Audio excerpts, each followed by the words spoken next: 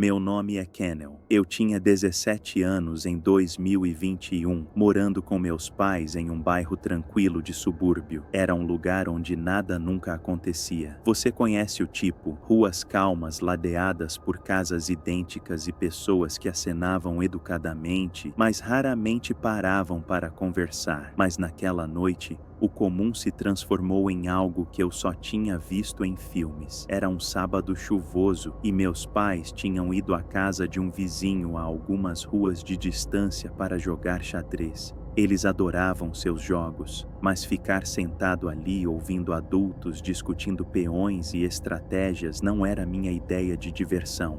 Eu disse a eles que ficaria em casa. Meu plano era simples: pegar alguns lanches e assistir a um novo filme de terror. Ninguém sai vivo. Às 21h30, eu estava acomodado no sofá, as luzes diminuíram e o som da chuva batendo nas janelas adicionou uma atmosfera assustadora. Eu estava na metade do filme quando algo me fez parar, um som assustador vindo de fora. No começo, atribuí isso à tempestade, mas ela persistiu. Eu me afastei pensando: é só sua imaginação, Kennel, não seja esquisito. Então, exatamente às 22h, um estrondo alto ecoou pela casa. Não era como um trovão, vinha da porta da frente. Meu coração deu um pulo e eu congelei. Quem bateria tão tarde com esse tempo? Lentamente, me arrastei até a porta, tomando cuidado para não fazer barulho, e espiei pelo olho mágico. Uma mulher estava na minha varanda. Ela parecia ter uns 30 anos,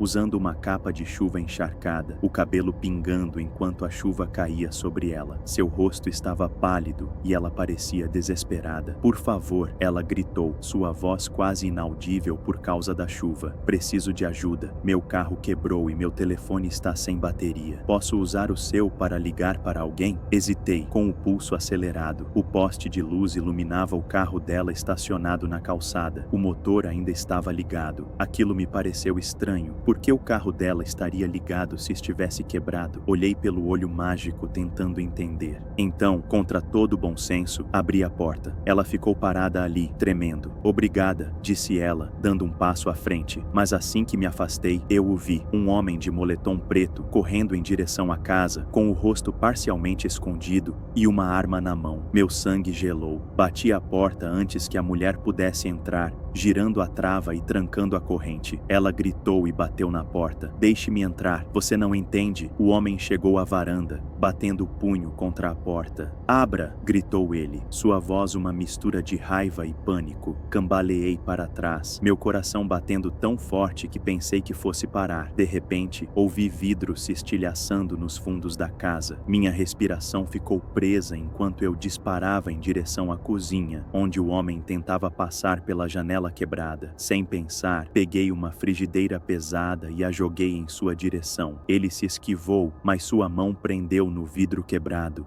deixando sangue na moldura. Ele xingou e se afastou, desaparecendo nas sombras. Corri de volta para a sala, com as mãos tremendo enquanto pegava meu telefone. Disquei o 911 com a voz trêmula, enquanto contava à telefonista o que estava acontecendo. Eles me garantiram que os policiais estavam a caminho e me disseram para permanecer na linha. As batidas na porta da frente se intensificaram e a voz da mulher ficou frenética. "Você não entende. Por favor, deixe-nos entrar." Corri para o banheiro e tranquei a porta, agarrando meu telefone como uma tábua de salvação. Mandei uma mensagem para meus pais, avisando-os para não voltarem para casa. Meu pai respondeu imediatamente dizendo que também havia ligado para os vizinhos pedindo ajuda. Minutos pareceram horas. A telefonista permaneceu na linha, tentando me manter calma. Então tudo ficou em silêncio. As batidas pararam e prendi a respiração, esforçando-me para ouvir qualquer som. De repente, ouvi passos no andar de cima. Meu coração afundou. A janela do sótão. Eu nem tinha pensado nisso. Eles tinham subido no telhado? Os passos ficaram mais altos, aproximando-se da escada. O som das sirenes preencheu o ar e luzes vermelhas e azuis brilharam pela janela do banheiro. Fiquei paralisado, esperando que a polícia me alcançasse antes dos intrusos. Uma batida forte na porta do banheiro me fez pular. "Polícia!" chamou uma voz. Hesitei, sem saber se era real, mas Mas então ouvi vozes lá embaixo. Reunindo toda a minha coragem, destranquei a porta e espiei. Os policiais se moviam pela casa, suas lanternas examinando cada canto. Está limpo, disse um deles, mas seu tom não me tranquilizou. A janela do sótão estava aberta, mas os intrusos tinham ido embora. A polícia tomou meu depoimento enquanto outros policiais vasculhavam a vizinhança. Meus pais chegaram minutos depois, com os rostos pálidos de preocupação. Meu pai me abraçou com tanta força que eu mal conseguia respirar. Não vamos deixar você sozinha de novo, disse ele. A polícia encontrou o carro da mulher abandonado a algumas ruas de distância. Era roubado. Eles encontraram fita adesiva, braçadeiras plásticas e uma faca. O sangue no batente da janela ligava o homem a outras invasões de domicílio na região. O resto da noite passou em um borrão. Não dormi, repetindo os eventos repetidamente na minha mente. O que teria acontecido se eu os tivesse deixado entrar? O pensamento me embrulhou o estômago. A mulher e o homem nunca foram pegos, e é isso que mais me assombra. Esta história aconteceu em 2017, no dia de Natal, quando eu ainda era adolescente. Minha família estava organizando uma grande festa e todos os meus primos de primeiro, segundo e terceiro grau estavam vindo. Eu estava animada porque fazia 3 anos que eu não via muitos deles. Parecia o momento perfeito para colocar o papo em dia e comemorar juntos. Todos começaram a chegar entre 11h30 e 13 horas. A casa estava animada com cumprimentos e risadas, e a mesa de jantar rapidamente se encheu de pratos que todos trouxeram para compartilhar. O primo do meu pai, Lester, também veio. Ele recebeu uma salada de frutas e mostrou uma atitude alegre, embora eu tenha notado algo incomum nele. Eu nunca o tinha visto antes porque ele morava na Califórnia, enquanto nós morávamos na costa leste. Então, talvez fosse só eu me adaptando à sua personalidade. Ainda assim,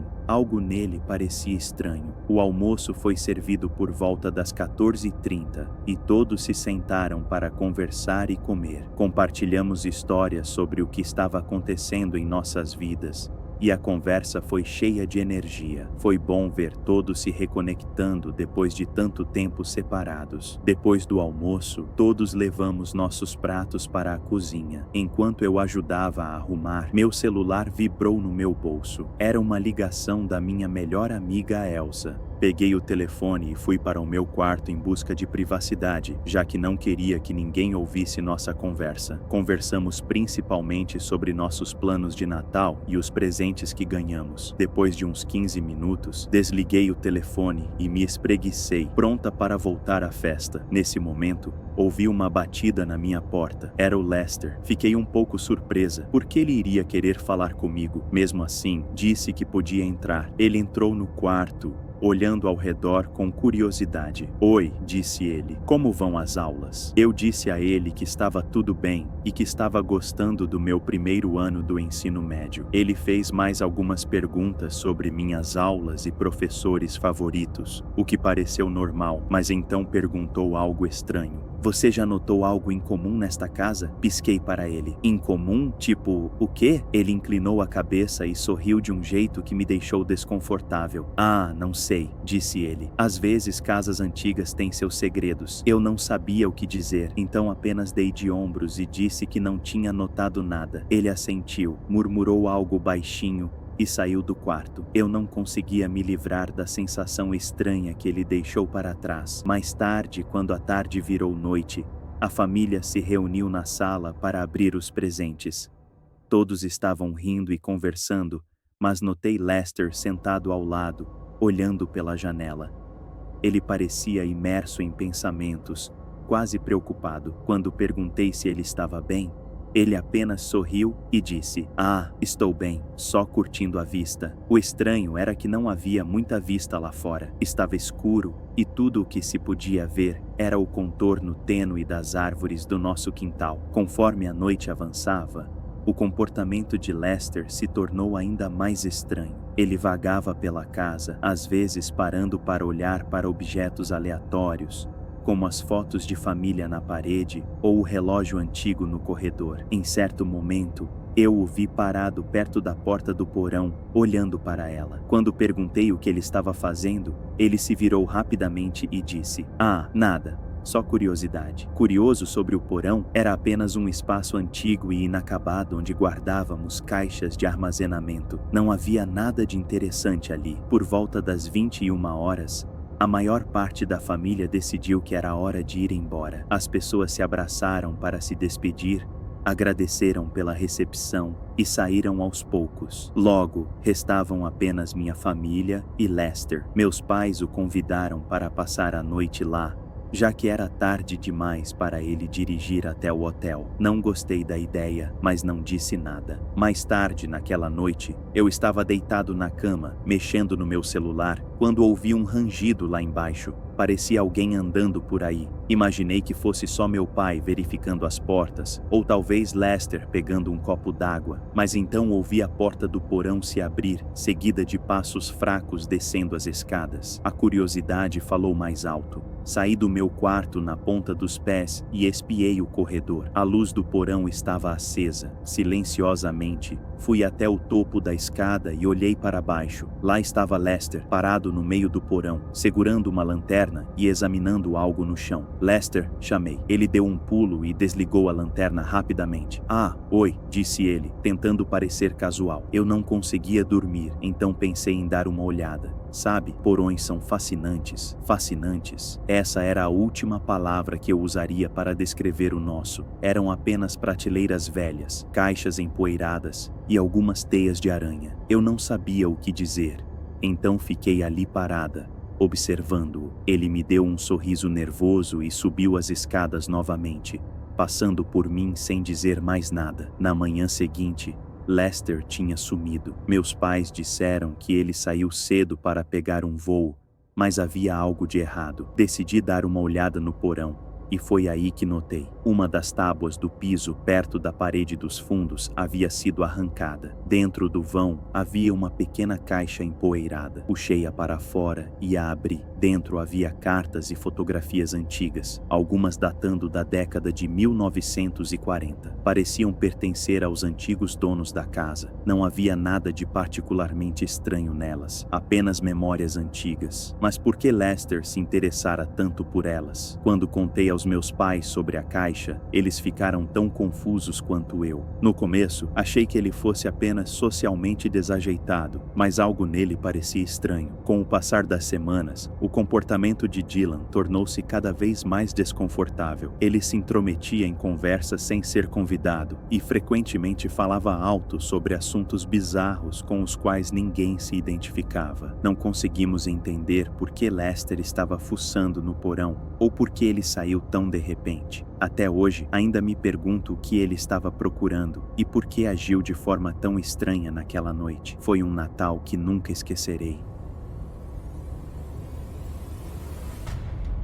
Em 2019, comecei meu primeiro ano no Queens College, em Nova York. Agora, no último ano, olho para aqueles anos com sentimentos mistos. Na época, eu estava nervoso, mas animado para começar meus estudos de cinema. Sendo de Chicago, eu só ia para casa nos intervalos, passando a maior parte do tempo no campus. O dia da orientação foi estressante. Eu não tinha certeza se faria amigos ou me encaixaria. Mas, no final do dia, eu já tinha me conectado com outros alunos do meu programa. Uma pessoa, no entanto, se destacou pelos motivos errados. Dylan. Ele tinha uma energia estranha, sempre falando sobre filmes obscuros ou fazendo piadas aleatórias que não tinham graça. No início, pensei que ele fosse apenas socialmente desajeitado, mas algo nele parecia estranho. Com o passar das semanas, o comportamento de Dylan tornou-se cada vez mais desconfortável. Ele se intrometia em conversas sem ser convidado e frequentemente falava alto sobre assuntos bizarros com os quais ninguém conseguia se identificar. Nosso pequeno grupo de amigos o tolerava porque ele era persistente, mas nenhum de nós gostava de tê-lo por perto. Então, uma noite durante o jantar, Mary Kate,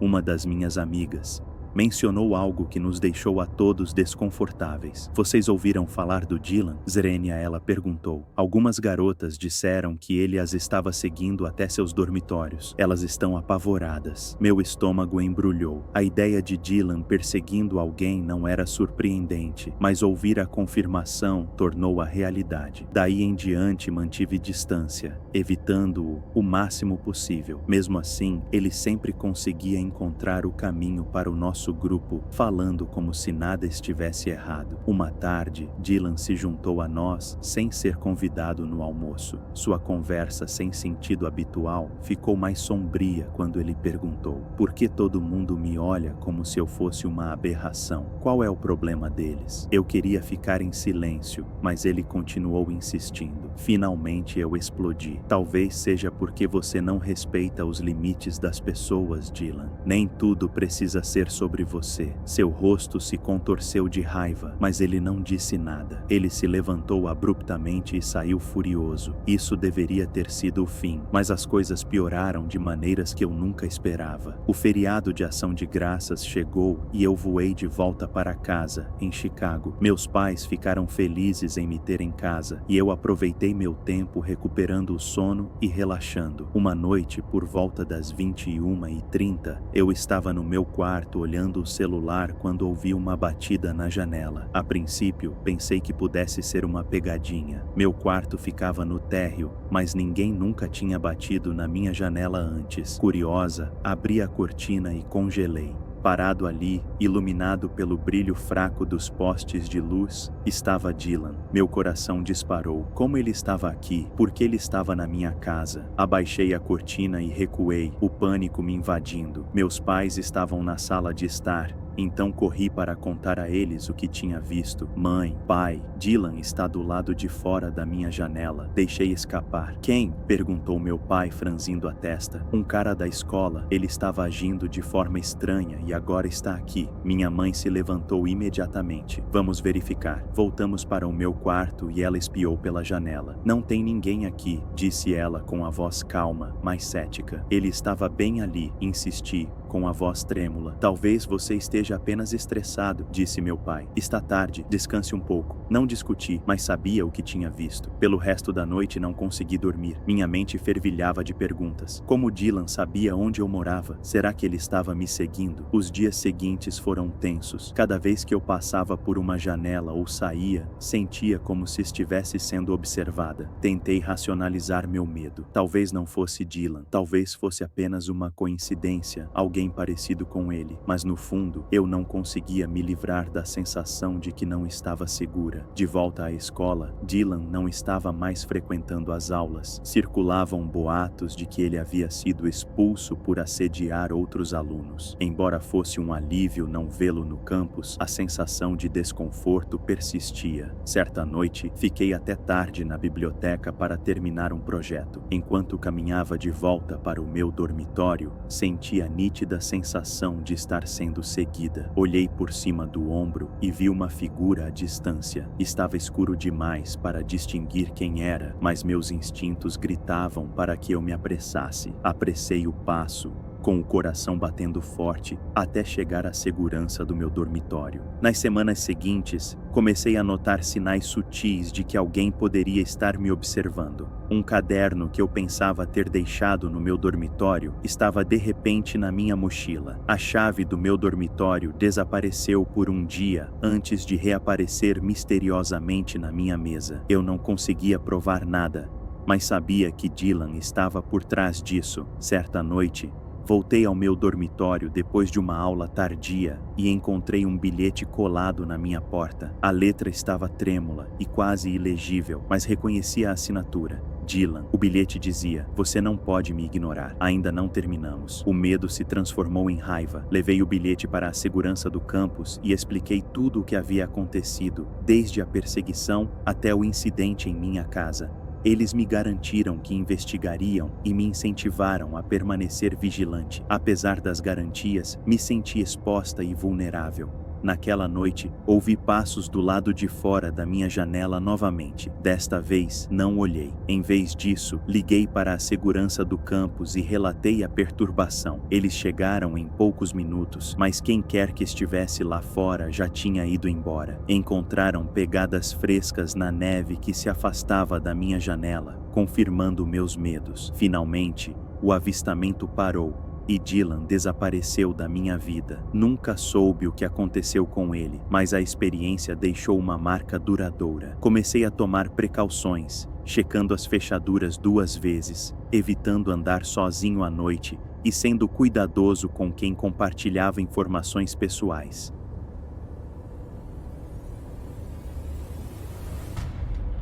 Nunca esquecerei meu primeiro emprego. Como aluno do último ano do ensino médio, ansioso para ganhar um dinheiro extra durante o verão, agarrei a oportunidade de trabalhar em um cinema pequeno, mas aconchegante. Não era longe do meu bairro, pagava bem e o anúncio de emprego prometia que não era necessária experiência. A ideia de trabalhar em um cinema, cercado de pipoca e filmes, parecia ideal. Candidatei-me e fui contratado rapidamente. O gerente do cinema, Sr. Reynolds, tinha uma intensidade silenciosa. Suas instruções eram diretas. Limpe os balcões das poltronas do cinema, leve o lixo para fora, reponha os estoques e ajude seu colega de trabalho com os ingressos. Ah, e mais uma coisa, não fique depois das 2 da manhã. Tranque tudo e saia imediatamente. Sem exceções. O tom dele era tão sério, quase ameaçador, mas eu estava animada demais com meu primeiro emprego para me importar. O primeiro mês transcorreu sem incidentes. Minha colega de trabalho, Alexa, era simpática, mas reservada, e nossos turnos transcorreram sem problemas. O salário era melhor do que eu esperava, embora eu nunca tenha questionado isso. Mas, à medida que me adaptava à rotina, comecei a notar coisas estranhas. Alexa parecia nervosa em certas noites, especialmente nos fins de semana. Ela trabalhava rápido, apressando-se para fechar à 1h30 da manhã, e insistia que eu fizesse o mesmo. Uma vez a peguei sussurrando para o Sr. Reynolds, em voz baixa e tensa. Quando perguntei sobre isso, ela me dispensou com um sorriso forçado. Nada importante. Só tranque tudo rápido, ok? Não insisti, mas o desconforto aumentou. Aconteceu numa sexta-feira tranquila à noite, pouco antes de fechar. Alexa tinha saído cedo, me deixando trancar tudo sozinha. Não me importei. Me deu tempo de terminar a limpeza no meu próprio ritmo. O cinema estava vazio. O último filme tinha terminado horas atrás e o silêncio era estranhamente reconfortante. Até eu assistir. Enquanto limpava o balcão de bebidas, olhei para cima e vislumbrei algo no reflexo do vidro. A princípio, pensei que fosse uma mancha, mas a forma se moveu. Era tênue, quase invisível, mas inconfundível. Uma figura parada no fundo do saguão, imóvel e envolta em sombras. Virei-me, com o coração disparado, mas o saguão estava vazio. Controle-se, murmurei, balançando a cabeça. Já era tarde e eu estava cansado. Mesmo assim, meu pulso se recusava a se acalmar. Terminei a limpeza o mais rápido possível, tranquei a casa e fui até a lixeira jogar o lixo fora. O estacionamento estava estranhamente silencioso, banhado pela luz fraca e bruxuleante da rua. Ao me aproximar da caçamba, ouvi passos suaves atrás de mim. Fiquei paralisado. Os passos pararam. Meu peito apertou enquanto eu me virava, o silêncio me pressionando. Então, pelo canto do olho, vi um movimento, uma sombra se esgueirando por trás da parede lateral do teatro. Minha respiração ficou presa enquanto a adrenalina me invadia. Sem pensar, larguei o saco de lixo e corri de volta para dentro, trancando a porta atrás de mim. Mas quando olhei para as portas de vidro, vi tudo de novo. A figura estava parada do lado de fora, com o rosto obscurecido pelo que parecia uma máscara. Estava me observando. No dia seguinte, fui direto ao Sr. Reynolds e contei tudo a ele. Para minha surpresa, ele não pareceu surpreso. Você provavelmente imaginou, disse ele, com o tom inexpressivo.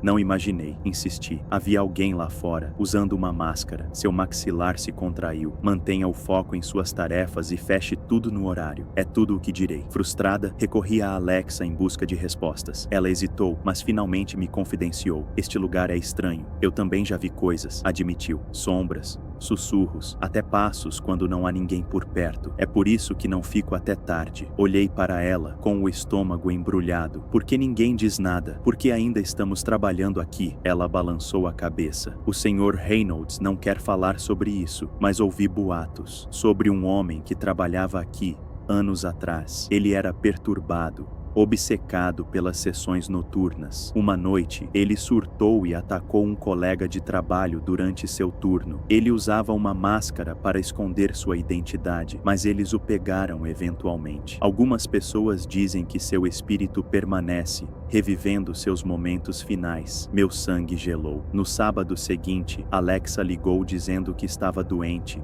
me deixando sozinho novamente. Eu estava determinado a terminar cedo e evitar qualquer encontro tarde da noite, mas o teatro parecia diferente naquela noite. O ar parecia mais pesado, carregado de uma energia inexplicável. Cada som, o rangido do chão, o zumbido do projetor me deixava nervoso. Enquanto eu limpava a última sala do teatro, as luzes piscavam. Eu congelei, agarrando minha vassoura enquanto a escuridão engolia a sala. As luzes de emergência não acenderam. Então, eu ouvi passos, lentos, deliberados, vindos do corredor atrás de mim. Alexa, chamei, minha voz trêmula. Nenhuma resposta. Meu coração disparou enquanto eu tateava em busca do meu celular, usando a lanterna para examinar as fileiras vazias. A luz iluminou algo perto do fundo. Uma figura parada do lado de fora da luz, com a cabeça inclinada de forma anormal. Estava usando uma máscara. Larguei meu celular e corri, minha respiração ofegante enquanto eu irrompia no saguão. As portas de vidro estavam trancadas, mas eu conseguia ver a figura lá fora novamente. Sua silhueta iluminada pelas luzes bruxuleantes da rua. De repente, o projetor no Teatro 1 ligou, lançando sua luz através da porta aberta. Um filme começou a passar, estático a princípio, depois imagens distorcidas do próprio teatro. Na tela, eu me vi limpando o saguão. A marcação de tempo era daquela noite. Recuei, tremendo. A filmagem saltou, agora me mostrando no teatro, limpando as fileiras. Então mudou novamente, e eu vi a figura mascarada, parada logo atrás de mim, tão perto que eu deveria ter sentido. Uma voz sussurrou atrás de mim. Você está atrasado. Gritei, correndo para a saída de emergência. A porta não se mexia. O sussurro veio novamente, mais perto desta vez. O tempo acabou. Em pânico cego, bati meu ombro contra a porta e ela finalmente cedeu. Entrei cambaleando no estacionamento, com lágrimas escorrendo pelo rosto enquanto corria noite adentro. Pedi demissão na manhã seguinte, ignorando as ligações do Sr. Reynolds. Alexa me mandou uma mensagem perguntando o que tinha acontecido, mas não consegui me forçar a explicar. Boatos se espalharam sobre acidentes misteriosos e funcionários que desapareceram durante seus turnos. Não sei o que assombrava aquele lugar, se era o fantasma do homem mascarado ou algo muito pior.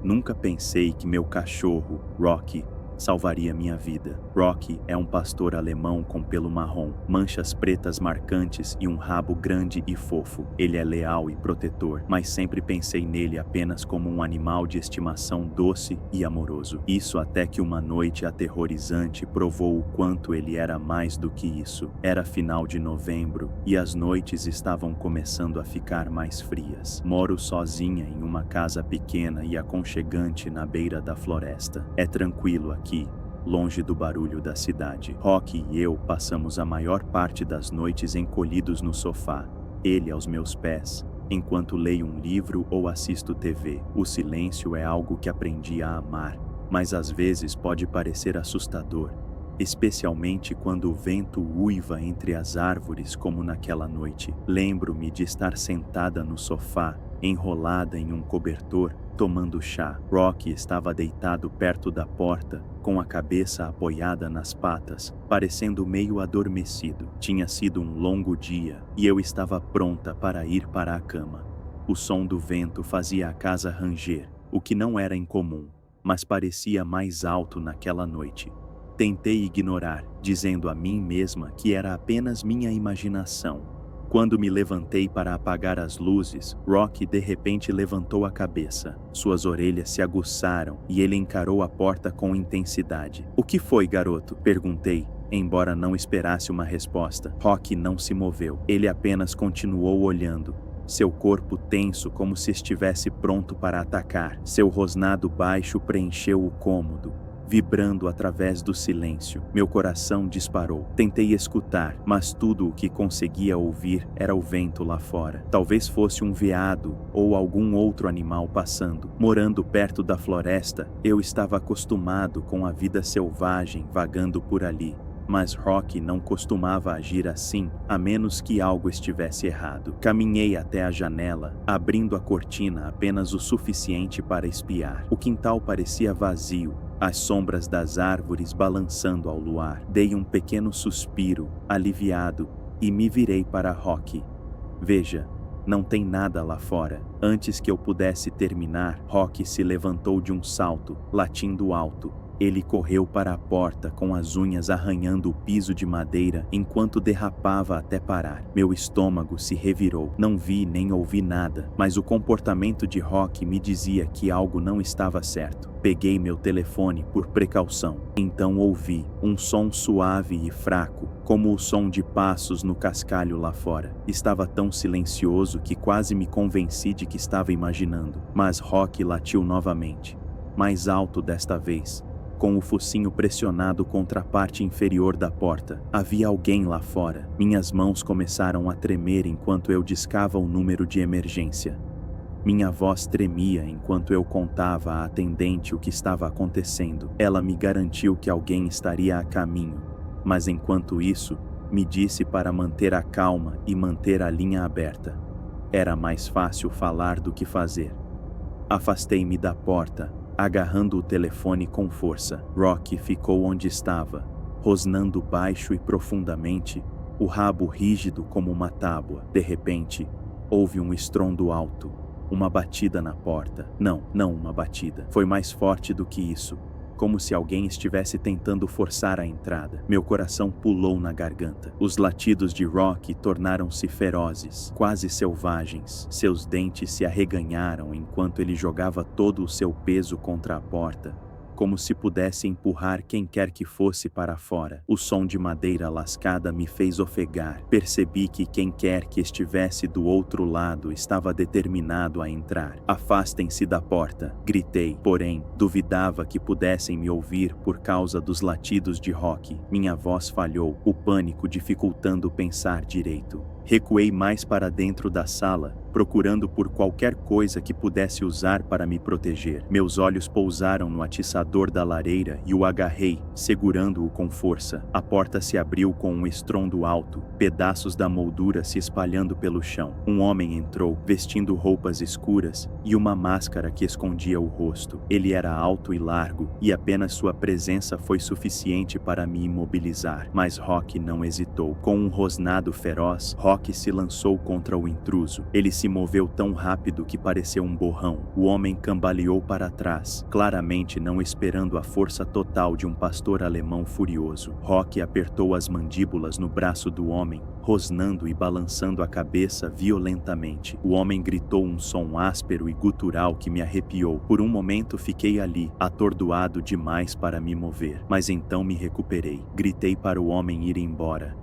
minha voz trêmula, mas alta. Rocky não me soltou, seus dentes se cravando mais fundo enquanto o homem tentava se libertar. Sangue manchava a manga do homem, e eu podia ver o pânico em seus olhos, mesmo através da máscara. O homem finalmente conseguiu empurrar Rocky, mas não antes que ele causasse um dano sério. Ele saiu correndo pela porta, agarrando o braço, e desapareceu na escuridão. Rocky o perseguiu até a beira do quintal antes de parar, latindo atrás dele até a noite ficar silenciosa novamente. Afundei no chão, tremendo todo. Rocky trotou de volta para mim, abanando o rabo como se nada tivesse acontecido. Sua boca e pelo estavam manchados de sangue, mas ele não parecia ferido. Abracei-o, com lágrimas escorrendo pelo rosto. Bom menino, eu repetia sem parar. Você é um menino tão bom. A polícia chegou logo depois. Eles pegaram meu depoimento e examinaram os danos na porta. Um policial se ajoelhou para acariciar Rocky, chamando-o de herói. Disseram-me que o intruso provavelmente estava vigiando a casa há algum tempo, esperando o momento certo. O pensamento me arrepiou, mas fiquei grata por Rocky ter estado lá para me proteger. Naquela noite, não dormi. Não conseguia parar de pensar no que poderia ter acontecido se Rocky não estivesse lá. Ele não era apenas um animal de estimação, ele era meu guardião, meu protetor. Mesmo agora, não consigo passar pela porta quebrada sem sentir uma pontada de medo. Mas então, olho para Rocky, deitado perto da lareira, seus olhos me observando atentamente, e sei que estou segura. Rocky salvou minha vida e nunca vou esquecer.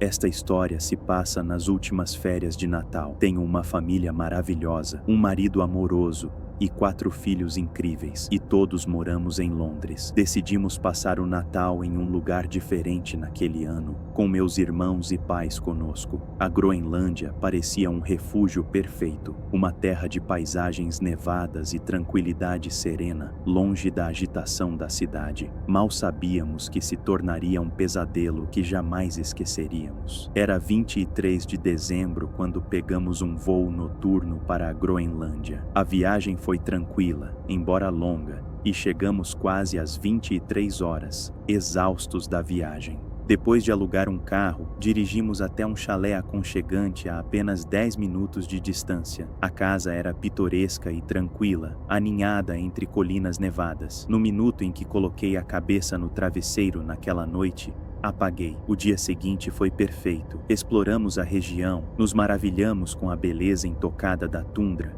e aproveitamos um tempo de qualidade juntos. Ao cair da noite, eu estava convencida de que esta seria uma das férias mais queridas da minha vida. Mas esse pensamento foi passageiro. O grande dia chegou e nós o iniciamos com alegria. A sala de estar se iluminou com risadas enquanto as crianças abriam os presentes. Tomamos um café da manhã reforçado e ao meio-dia, toda a família entrou no carro para uma curta viagem até uma montanha próxima para uma caminhada. A trilha era de tirar o fôlego, ladeada por árvores congeladas e neve brilhante. 15 minutos depois de começar a caminhada, paramos para tirar fotos. Todos estavam animados. Foi aí que aconteceu. Do nada, 3 homens apareceram, com os rostos cobertos por máscaras de esqui pretas. Meu coração disparou ao perceber o que estava acontecendo. Um deles segurava uma faca, os outros 2 carregavam pistolas pequenas, porém intimidantes. "Não grite,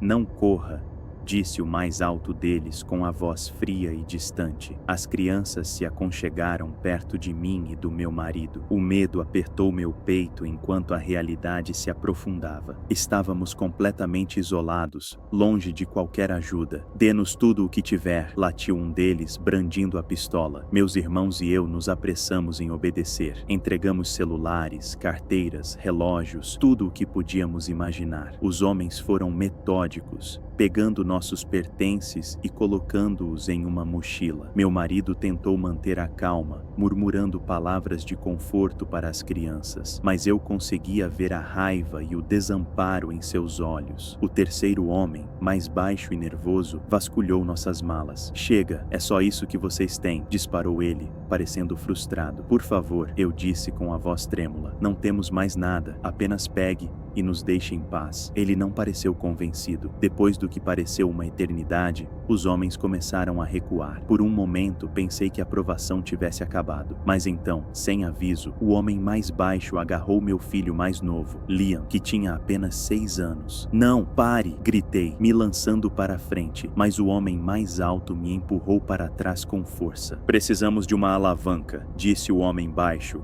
"para o caso de nos denunciarem." "Deixem-no ir", meu marido gritou, dando um passo à frente.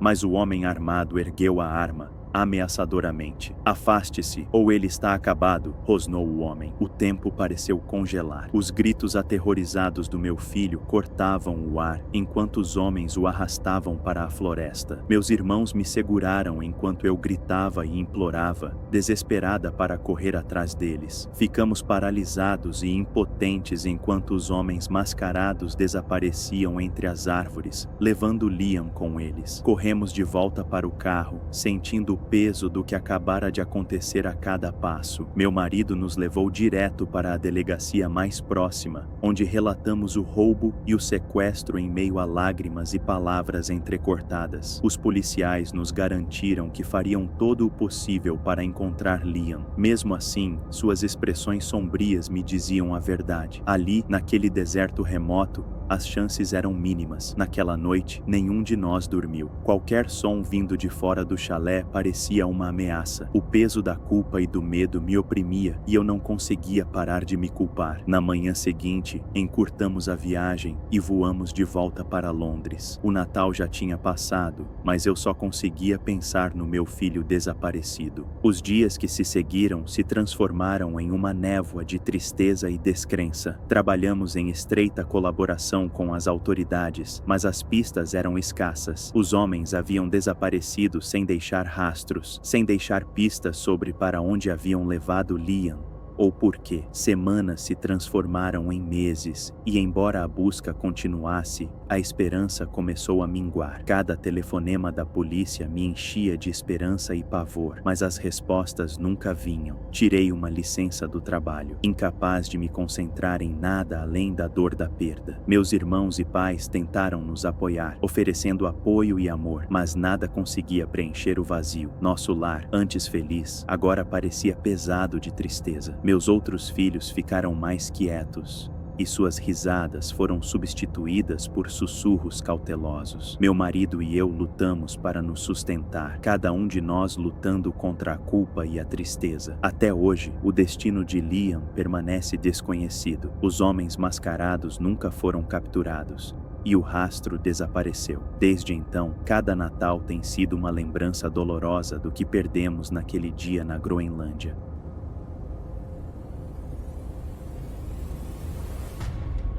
Isso aconteceu em 2017. Meu amigo Eric e eu estávamos no Texas para uma viagem de fim de semana, apenas procurando algo divertido para fazer. Eric sempre foi aventureiro, sempre encontrando as coisas mais estranhas para conferir.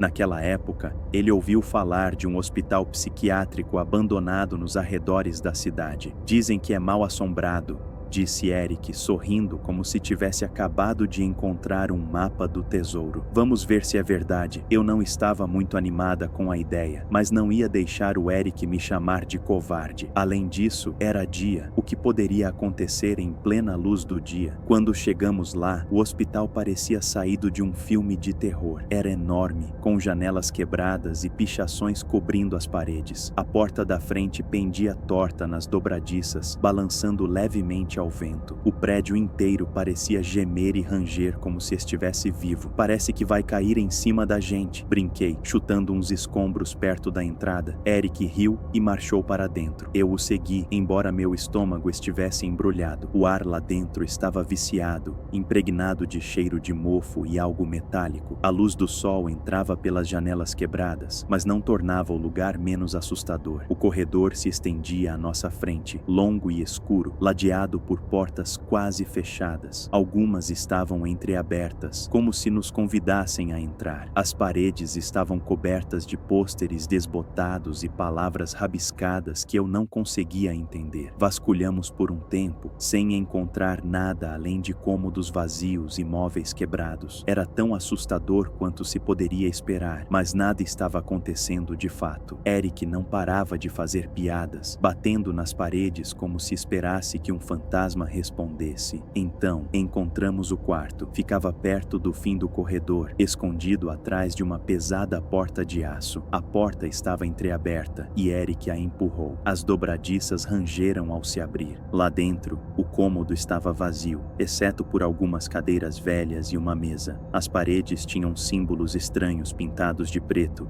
e o ar parecia mais frio ali, embora eu não conseguisse entender o porquê. Entramos e foi então que ouvimos o som de crianças rindo. A princípio foi fraco, como se viesse de muito longe, mas foi ficando mais alto, ecoando pelas paredes até parecer que o riso estava por toda parte. Eric congelou por um segundo e eu senti meu coração disparar. Crianças, disse ele, revirando os olhos. Provavelmente estão lá fora tentando nos enganar. Ouvimos um baque suave, como uma pedrinha batendo na parede. Depois outro. Estão atirando pedras agora, murmurou Eric, irritado. Vamos dar uma lição neles. Saímos do quarto e seguimos pelo corredor, seguindo os sons de risos e pedras. O prédio parecia ainda mais silencioso agora, o ar de alguma forma mais pesado. Quando chegamos à porta da frente, Eric a empurrou e saiu furioso. Eu o segui, apertando os olhos contra a luz do sol, mas não havia ninguém lá. Olhamos ao redor do quintal coberto de mato e olhamos atrás dos arbustos e árvores. Nada. O lugar estava vazio. As risadas também tinham pearado, deixando um silêncio sinistro que me arrepiou. Não tem como eles terem fugido tão rápido, disse Eric, franzindo a testa. Estávamos bem atrás deles. Talvez estejam se escondendo, sugeri, embora eu mesmo não acreditasse. A área era tão aberta que não havia onde se esconder. Eric gritou: "Ei, boa tentativa, mas não estamos com medo." Sua voz ecoou, mas não houve resposta. Ficamos ali por um minuto, apenas ouvindo. Os únicos sons eram o do vento farfalhando a grama e o zumbido distante do trânsito. Então, vagamente, ouvimos de novo as risadas. Estava vindo de dentro do prédio. Eric e eu nos entreolhamos e pela primeira vez ele pareceu nervoso. "Isso não tem mais graça", disse ele. Não respondi. Meu peito estava apertado e minhas mãos estavam úmidas. A ideia de voltar para dentro não me agradava, mas precisávamos descobrir o que estava acontecendo. Voltamos para o hospital, dessa vez mais devagar. As risadas haviam cessado novamente, mas o silêncio parecia mais pesado agora, como se o prédio estivesse prendendo a respiração. Quando chegamos ao quarto novamente, a porta estava escancarada, embora eu tivesse certeza de que a tínhamos deixado apenas parcialmente fechada. Lá dentro, as cadeiras e a mesa tinham sumido. Eric resmungou um palavrão baixinho. "Vamos embora, cara. Este lugar está nos enganando." Pela primeira vez, não discuti. Nos viramos e caminhamos rapidamente pelo corredor, sem parar até estarmos do lado de fora. Não falamos muito no caminho de volta para o carro. Eric ficava olhando por cima do ombro como se esperasse que algo nos seguisse. Eu me sentia da mesma forma, embora não quisesse admitir.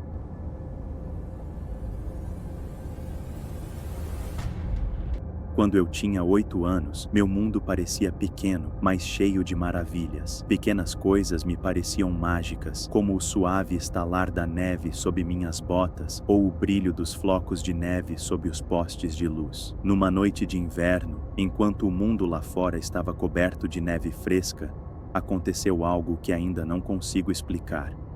Meu pai tinha acabado de me colocar na cama, como fazia todas as noites. Ele puxou o cobertor até meu queixo, afagou minha cabeça e me disse para dormir bem. Assenti, mas minha mente não estava dormindo.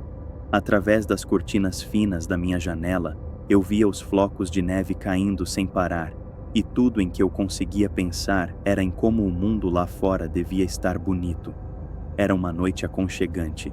O aquecedor zumbia baixinho e o som do limpa-neve ao longe fazia tudo parecer seguro.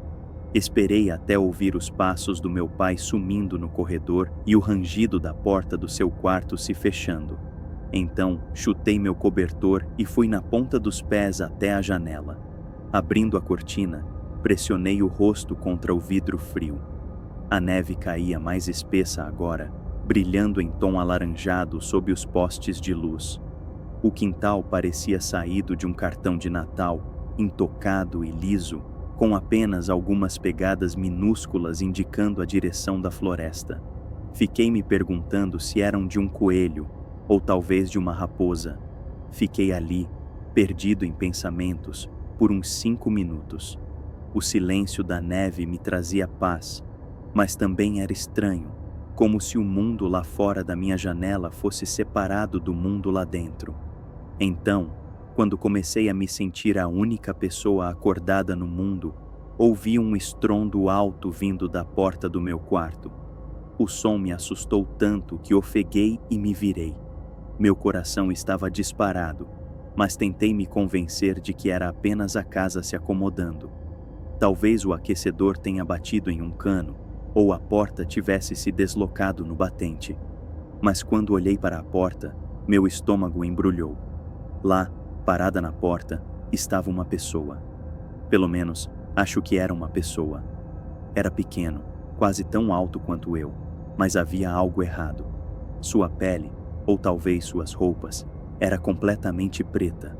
Não eram sombras ou escuridão, mas sim como se tivesse absorvido toda a luz do cômodo. A luz do corredor estava acesa, então eu conseguia ver o contorno do seu corpo claramente, mas não havia feições. Sem olhos, sem nariz, sem boca. Apenas aquela forma negra e sólida ali, imóvel. Fiquei paralisado. Minha mente fervilhava de perguntas, mas nenhuma delas fazia sentido. Seria uma pegadinha? Uma sombra vinda de fora? Talvez fosse uma brincadeira, e meu pai ou minha mãe estivessem tentando me assustar, mas eu sabia que não podiam ser eles. Aquela coisa era baixa demais para ser meu pai, e minha mãe não teria ficado parada em silêncio na porta daquele jeito. "Olá", sussurrei, com a voz trêmula e baixa. A coisa não se mexeu, não respondeu. Eu queria gritar pelos meus pais, mas não consegui. Minha garganta estava apertada, como se meu corpo tivesse decidido que ficar quieto era a única coisa segura a fazer. Depois de alguns segundos, ou talvez minutos, não me lembro, voltei-me para a janela. Não sei porquê. Talvez eu tenha pensado que, se ignorasse, ela desapareceria. Talvez eu estivesse com muito medo de continuar olhando. Tentei me concentrar na neve novamente, mas a magia havia sumido. O pátio não parecia mais tranquilo. Parecia frio e vazio, como se o mundo inteiro tivesse sido varrido do mapa. Não sei quanto tempo fiquei ali, olhando pela janela. Pareceram horas, mas provavelmente foram apenas 1 ou 2 minutos. Finalmente criei coragem para olhar de volta para a porta. A figura negra havia sumido. Corri para a cama, mergulhei debaixo das cobertas e puxei o cobertor sobre a cabeça. Meu coração batia tão forte que eu conseguia senti-lo nos ouvidos. Fiquei assim pelo resto da noite, com medo demais para me mexer. Na manhã seguinte, contei aos meus pais o que tinha acontecido. Os dois me olharam com a mesma expressão, meio preocupados, meio divertidos. "Provavelmente foi só um sonho", disse minha mãe, dando um tapinha na minha mão. Meu pai assentiu. "Ou talvez você tenha visto sua sombra." A luz do corredor poderia ter feito com que parecesse estranha. Eu sabia que eles não acreditavam em mim, mas também sabia o que eu via. Não era a minha sombra, nem era um sonho. Eu estava acordado. Eu estava bem acordado. Aquela coisa, seja lá o que fosse, não voltou. Pelo menos nunca mais a vi. Mas às vezes, nas noites de inverno, quando a neve cai e a casa está silenciosa, penso nisso. O que foi? Por que estava lá? E o mais importante, por que não fez nada? Essas perguntas ainda me assombram, mesmo agora. Não sei se algum dia terei respostas, mas sei de uma coisa: nunca mais olharei pela janela à noite.